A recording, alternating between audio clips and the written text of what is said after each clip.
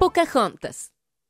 В едно живописно пристанище на Лондон, шумна тълпа преселници се приготвя да отплава, насочвайки се към новия свят на борда на фрегатата Сюзан Констант. И сред тях е капитан Джон Смит. Възкликва младият моряк Томас. Толкова много съм слушал за него. Вече на палубата, Джон Смит мечтае за приключенията, които го очакват в Вирджиния, където ще хвърлят котва. А корабът е под командването на алчния губернатор Джон Радклиф, придружаван от кучето си Пърси. На отсрещния бряг на океана, в новия свят е ден за празнуване. Вождът на индианците Пол Хатан се е върнал победител от битка и има да съобщи нещо радостно на дъщеря си Покахонтас. Кокум ми поиска ръката ти онзи ден. И казва той.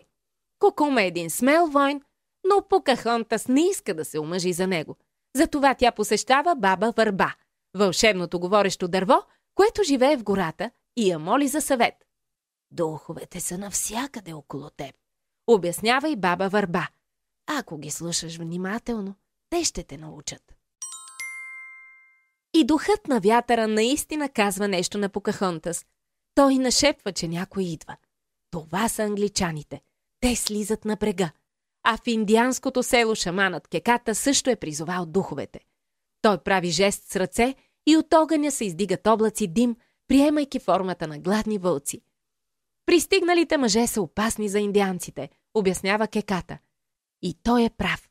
Губернаторът Радклиф има само едно в ума си – да открие злато. Време е копаенето да започне. Опитва се да мотивира той хората си. Време е да стане богат.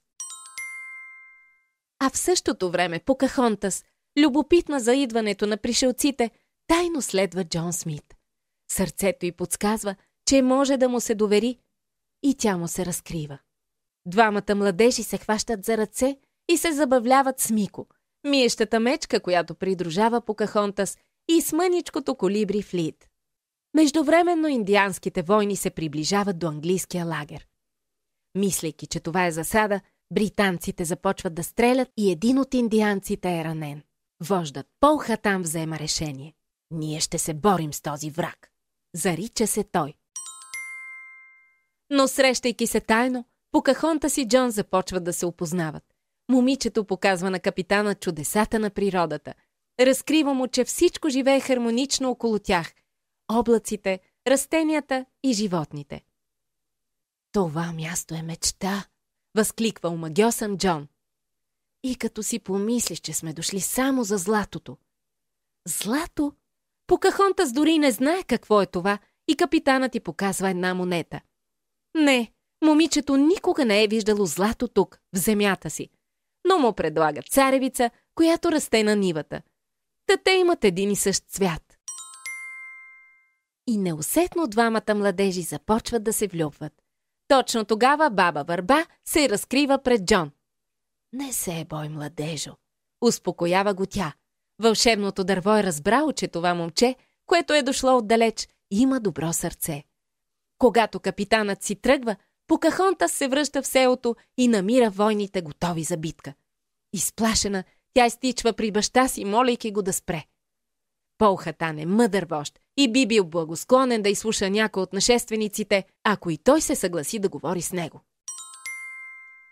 В английския лагер алчният Радклиф вече е решил нещо. Трябва да се отърват от индианците и да си вземат златото. Но когато губернаторът го обявява, Джон веднага възразява. Той е разбрал, че няма злато по тези места, но има големи количества добра храна, която индианците биха могли да споделят с англичаните. И той показва на Радклиф царевицата, която му е дала Покахонтас. Но губернаторът не му вярва, а точно обратното.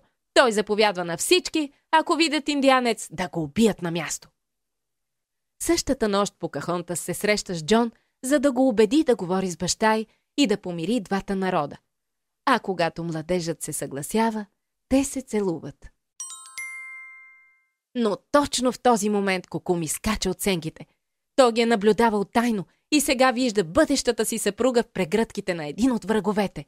И той се втурва към Джон. Но точно тогава пристига младият моряк Томас и за да защити капитана, стреля и убива индианския войн. «Бягай бързо от тук!» Отпраща го Джон, а индианците чуват изстрела и веднага дотичват.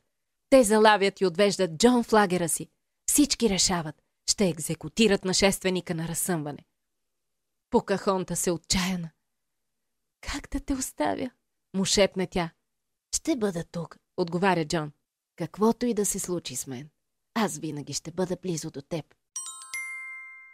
Междувременно Томас се е върнал в английския лагер и е разказал на всички какво се е случило. А Радклиф веднага се възползва от ситуацията. Сега те имат още една причина да атакуват индианците. На зазоряване капитан Джон Смит е принуден да коленичи в краката на Пълхатан и вождът вдига жезъла си, за да го убие.